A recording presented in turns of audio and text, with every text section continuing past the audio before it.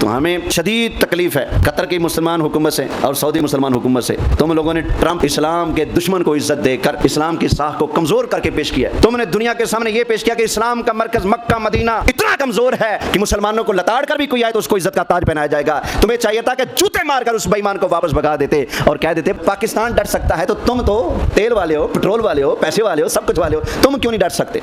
तुम्हें क्या जरूरत पेश आई थी तुम उनके कदमों में गिर जाओ? अल्लाह का कुरान भूल गए हो? या अय्युहल्लज़ीना आमनू ला तत्तखिज़ुल यहूद वन नसारा औलिया। फरमाया खबरदार ईमान वालों, यहूदी और ईसाइयों को दोस्त। ये अल्लाह का कुरान है, कौन अमल करेगा? कुरान डाटा पड़ता है इमाम काबा।